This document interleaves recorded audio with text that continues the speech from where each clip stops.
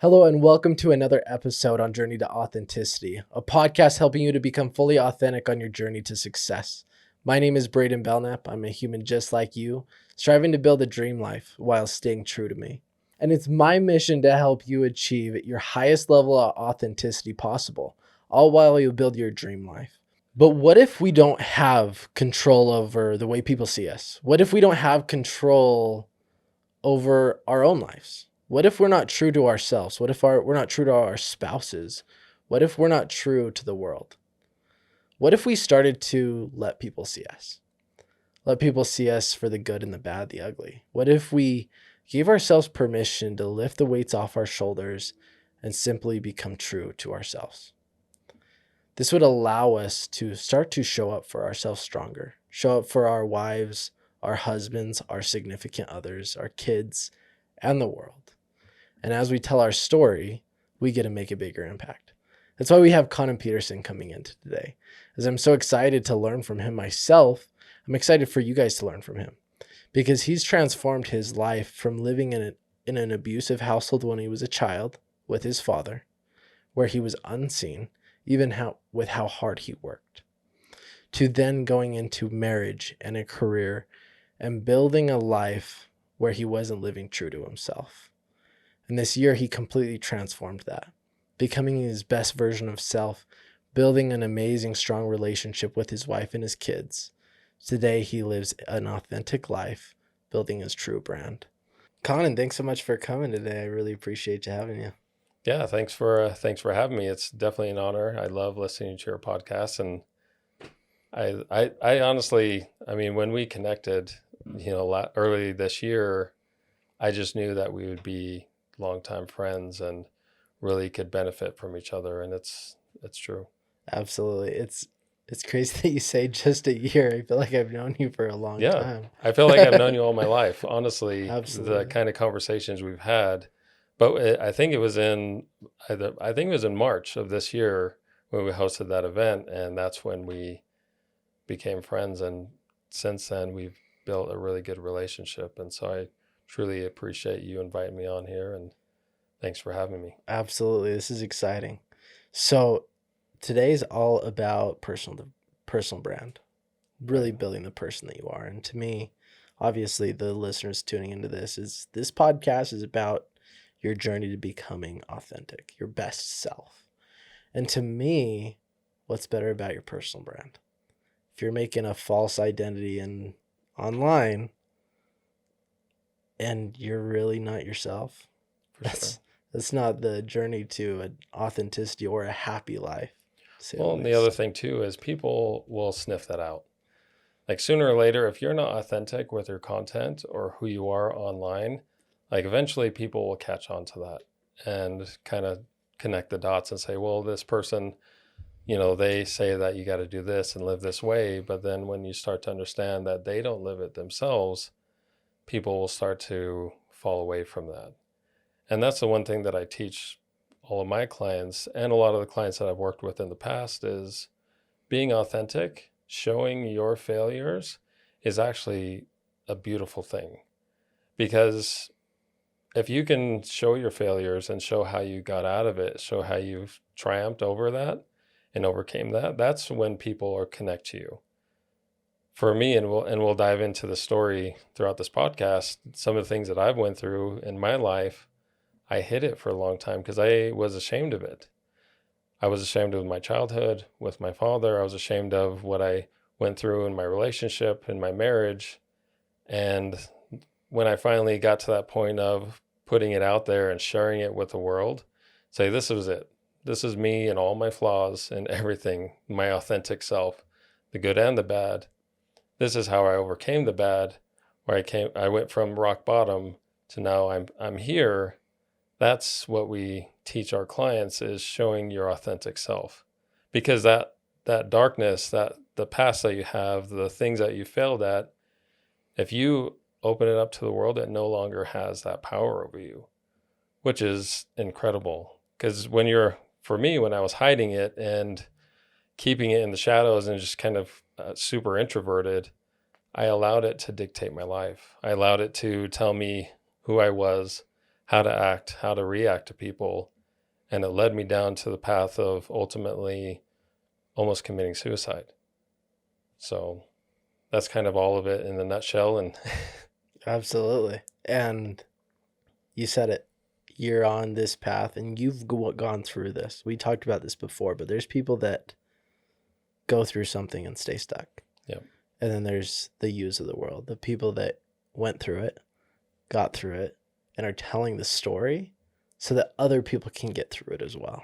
right. And we need more people to get through it because then we get to have more amazing conversations, a bigger impact, and then we get people like you that stay around a lot longer. No, definitely. And that's the biggest thing that I've learned this year is not being afraid to take that first step. Because there's a lot of people out there, a lot of family members, our inner circle, people that are watching on the internet that are going through something similar. And a lot of times they're waiting for someone to take that first step. And it's a scary first step where you're kind of throwing everything out there for the world to judge you. Because that's what we've learned is people judge you based on what you share. But if you could share everything, then there's no way for them to change the story and kind of tell it in their own way. Because if they know everything, the good and the bad, then they get to see the full you, which is the authentic you. And from there, they can connect it to themselves. And that's the most important part, is relating it to their story. And that's what an influencer is. That's what a brand is creating an influence around someone that they can connect with and that they themselves are like. You know, they find something similar in your story compared to theirs. And then when you say, well, I was able to overcome that, and this is how I did it, that's when they really start to follow you. That's when they really start to connect with your brand. Absolutely. And my thought process to that as well. Like a lot of people are like, well, what if they don't like me anymore? Yeah. What if this? Well, some people won't. And Yep. that's just the truth. And isn't that a beautiful thing? Letting the past go so you can bring in the new and the amazing people of the world. Yeah, and that's one of the big fears that people have is, well, if people know who I am, then they'll stop loving me or they'll stop connecting with me. They won't want to be my friend anymore. And that's just the truth. But the truth of it is they're not willing to look at their pain. They're not willing to look at their stuff that they have in their closet and overcome that themselves. And so that's a big telling of who's healed from their pain and who hasn't. Is people that judge you off of your pain and like, well, you're a terrible person for doing those things, versus someone's like, man, I went through something similar. I love that you were able to overcome it as well. And that's the big thing that you have to understand. You said it. And to tie that all in is, let's just say the people that we love, the people that we're scared to come out to. Like, I tried to commit suicide. I started this bad habit, whatever the case is. What if you took that first step, transformed it, now you're telling your story, and now you gave the permission to the people that you love to do the same? Sometimes there's the reverse of they actually find a deeper connection with you. Yeah. Even the ones you love that are closest to you, because now you can help them through their pain. Well, that's exactly what I went through this year is when I first, so at the beginning of this year, my wife and I separated. And I went off and lived with someone else. And my family didn't understand. And her family, of course, didn't understand. They were very hurt and very angry with me. I felt alone during that time. And it wasn't until after the fact that I went through everything, that I was healed, and then I got back with my wife, that I have a much deeper connection with my siblings. And a lot of it is because I went through similar things in my childhood as they all did. And I was able to overcome those things. And if you look at some of my video posts on social media, I go into depth about my childhood and how I've overcome some of those things. And I've gotten several messages from my siblings saying, hey, I didn't understand that about myself as well. And I was able to look at it from a different light because you shared that. And that's the beautiful thing about being healed, is it no longer has power over you, but more importantly, it allows you to help heal those people you have around you, especially your family members. And so, for instance, like my sister, I was able to have a much deeper relationship with her now than I ever have. And it's interesting because I I felt like I lost everything at the beginning of this year, my relationship with my family, with my wife, with my kids. And after I've gone through everything, I have a much deeper relationship with everyone. Absolutely. So let's take it back to your beginning, right? Because we all start from our mother's womb, Yep. no matter what. That's how we all got here. Did your childhood influence you to be this marketer? I don't know. Is that the right terminology? Marketer? Or content creator. Content Yeah. creator? Um, did your childhood encourage the path that you took today? Two things that really made an impact on me and the direction I had in my life is, number one, my dad. I grew up in a very abusive family. My father was abused all his life growing up, and he kind of, gave that to us as we were growing up. And so I was abused as a child. And so I had this confusion for the longest time of value. No matter what I did, good or bad, and how much effort I put into something, it was never good enough in his eyes. But that was what I perceived. And for the longest time, I didn't know how to be seen in a way that was validating to myself. And the other part was I fell in love with movies, when I was a child. I remember going to Jurassic Park, the first one, when in theaters when I was a child. And I just remember the experience that I felt after walking out of the movie theater. Is like, man, I want to create something where people just feel emotionally moved and want to change for the better. And so that's when I fell in love with movies and wanting to create content. So two very different things, but they both played a big role in the direction in my life. And going back to my dad, because I wasn't seen by him, it gave me kind of that superpower of seeing the people that aren't seen. There's so many people that I've come across that I can connect with on a deep level because I can see them the way that they wish others saw them. And so that's been honestly a blessing for me. And for the longest time, I was a victim to my childhood, to what my dad put me through, and didn't realize that it was actually a gift that I was given that I can actually turn around and give to the world. If you don't mind me asking, in your childhood, did you always feel like you weren't seen? Or were there, like, when did that take place when you were like, I'm not seen? It happened often, and a lot of times, and I've kind of dove really deep into this year, is understanding my parents' perspective. We were very poor growing up. A lot of times we didn't have food, we didn't have heat or water, things like that. Sometimes we lived in our car, sometimes we lived with relatives. And so the stress of trying to provide for your kids and give them shelter and give them food was honestly really stressful. And so because of that, my dad would go back to his childhood and like how he was raised. When you're very frustrated, very stressed, it's easy to be emotional and to allow things to easily affect you. And going through that now, like looking back, I see that my dad was just constantly stressed about trying to provide for the six of us and not lose his house. But because he was so lost in that stress, it didn't allow him to see us as children. And so I went above and beyond as a child to try and get my dad to have less stress, because I know that if he didn't have the stress, he wasn't angry. And if he wasn't angry, then he wouldn't abuse us. And so I would often go above and beyond and try and impress my father just to get him to notice me in a way that he wouldn't be angry.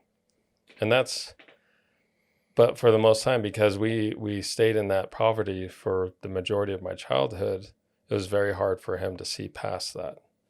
Because in his eyes, if he was providing, if he was giving us food and shelter, that was his way of showing love. But for the longest time, all I wanted was for my dad to hold me. and just say, hey, I see you, son. I see all the effort that you're putting in to our family, and I really appreciate you. And he said it in a different way, which was, I'm providing for you, I'm giving you food and these things, I'm stressing about these other things, all while he was still trying to deal with his childhood and what the traumas that he went through as well. And so that for me, like, wanting to be seen in a way that I needed it didn't match with the way that my dad was showing it. And so I was never validated in a way that I felt valued. Did that cause you to almost be in a pit for a lot of your life, or was it just mainly within your childhood that you were in a pit? It was mainly up until this year, honestly, where I didn't value myself. I for the longest time, of course, I loved filming and getting into that, but I was always behind the camera. I never felt like my voice was important enough to film anything, to share my story, to share things that I felt could help others. And it's because I allowed my childhood to dictate that I wasn't valuable. And because I wasn't valuable, why should I be on camera? Why should I tell my story? Why should I try and help others? I'll just find other people that have incredible stories that overcame those things, and I'll record them and I'll share that story. And so for the longest time, I stood behind the camera and I didn't allow myself to step into the light. But in, in life versus just behind the camera, I didn't allow myself to step into the light with my relationship, with the relationship with my kids, with my clients, and rather I would just kind of sit in the background. So I suffered in silence. And it wasn't until this year where my wife and I were kind of, and it's not that we were struggling for a long time, but we just didn't see eye to eye on certain things. And we reached out to someone to get help. And she was able to show us in a way that, man, I haven't been seen in a way that I needed to be seen, and my wife included. And because of that, it kind of altered our path. And that's honestly when we separated and we went our separate ways, because I truly felt like the person I was at that moment wasn't the person that my wife needed, or that I deserved a woman like that. And that's why I went down this different path. And it wasn't until a couple months later that I realized that I've been hiding from all my pain. I've been hiding from all my mistakes. I was so afraid of letting people in because I was afraid of them seeing the real me. I felt like as soon as I showed them the real me, that they'd be like, oh yeah, you are a monster, or you are a terrible person and you don't deserve love. That was my biggest fear. And it wasn't until I finally got back with my wife and we just kind of laid everything out there, everything that we've done, everything that we've been through, all the traumas that have affected us. And we took a step back and looked at our situation and realized, man, we've allowed this, and this to dictate who we are, how we communicate with each other, how we receive love, how we love each other. And that's been the biggest difference and that's why it's so hard for people to do that, is because they have that big fear of like, well, if they knew that I was addicted to this, or if they knew that I had this kind of childhood, that they wouldn't love me the way that I feel like they should love me. But we had this person come in and kind of talk to us in a way that we both needed to hear. I finally realized that those types of things that I held from my wife, that I held from myself, were so small. And if you look at it from this perspective, if my wife was doing those things and she finally came out to me and said, hey, I've been struggling with this and I'm ashamed of it, I wouldn't be like, well, screw you, we're done. I would be understanding, and I would love her even more and say, hey, let's help you get through this. And so that's what was reality, versus my fear of like, if she knew that I was doing these things, if she knew that I wasn't faithful to her in the way that I feel like I should have been, then we would be done. But in reality, me holding back and me holding these things in and her doing the same thing is what separated us, because we weren't fully authentic with each other. And that's why this year it's been about being authentic, not only within your relationship, but to your audience, and letting people know, like, hey, I've battled with this. I've struggled with these things.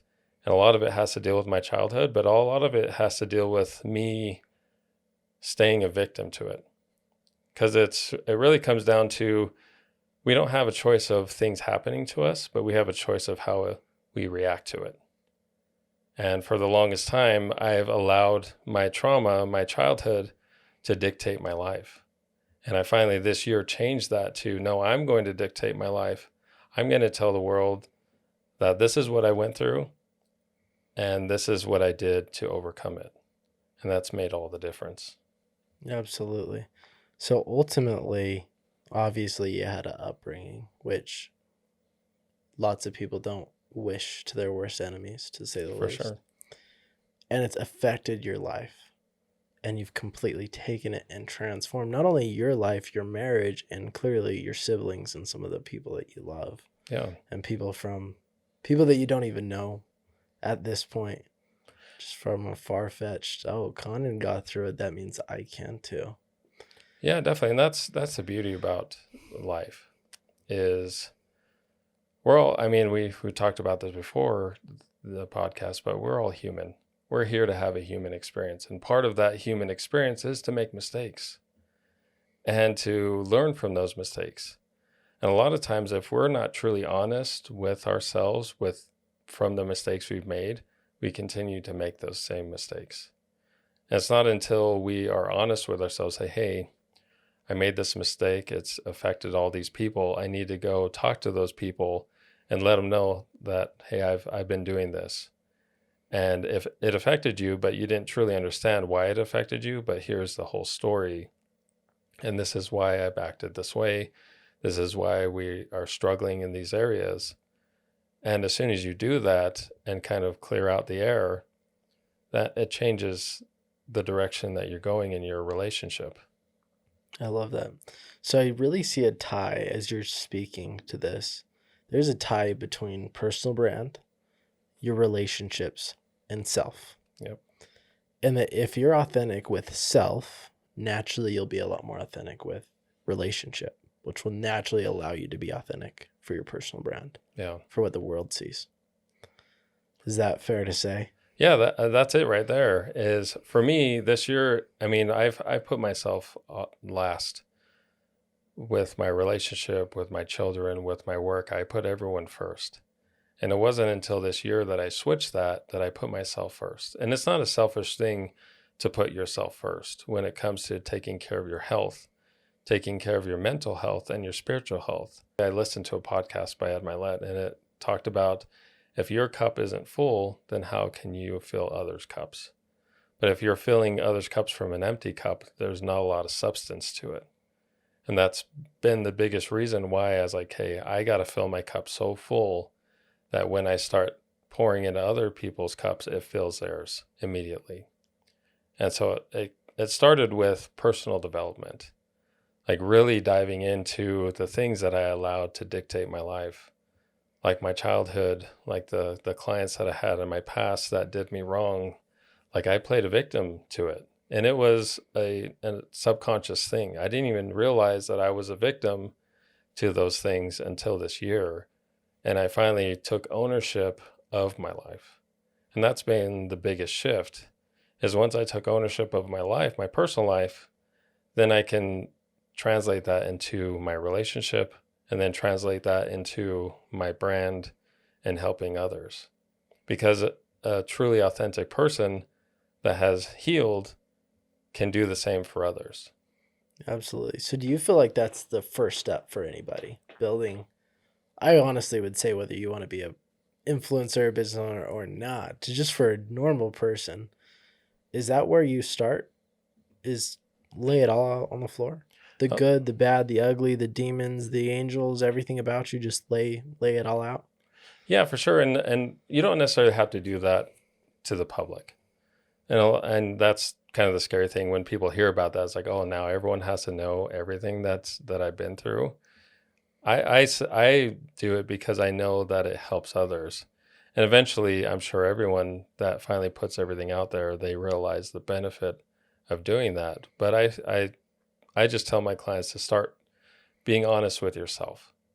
Lay it all out there for yourself. If you want to stare in the mirror and say, this is what we've done, this is our life right now, this is everything that all the mistakes we've made, and this is the time to fix it, is you got to be honest. You got to look that person in the mirror and be honest with that person, because that person looking back knows everything about you, because that's you. There's no hiding it. There's no like lying to yourself. And you know when you're lying to yourself. And so when you can finally look yourself in the mirror and be truly authentic to who you are and say, yeah, I've made these mistakes. I own them, but I'm doing everything I can to overcome them and to be a better person because of it. And then you can look at yourself in the mirror and be proud. That's the first thing that I suggest for everyone, is to be proud of the person that you are in the mirror. And until you do that, you will continue to make the mistakes that you've been doing all your life, because you haven't faced those things within yourself first. Absolutely. So lay them out on the floor, which really does allow you to be proud, because you're like, wow, this is the first step. Yeah. Start to build that confidence. You're like, that's a win. Okay, I'm not lying to myself anymore. That alone is a huge thing. If you just stopped lying to yourself, your life would transform. Oh, for sure. And I mean, kind of bringing your story into this, and everything that you've been through, that's something similar that you've done, as you were growing up in your teenage years, that you kind of laid everything out there for yourself. And like, I can either continue this path, and I see where my friends and some of the people I know that they're going down that path, that could be my end right there. Or I can face it, change it, and then use it to my advantage and kind of carve a different path completely. Absolutely. Up until this point, I mean, the moment that I transformed, I took the same approach. What is everything that I've done that I'm not proud of? Yeah. Who have I become? I stopped, like you said, you just stop being a victim. Start being brutally honest with yourself. Is this really what you want? If not, what's the pain? What happens if I just continue? Oh, well, where I was, it was either death or prison, and one of those sounded very appealing to me, to say the least. Yeah. And some people listening to this might actually see the same.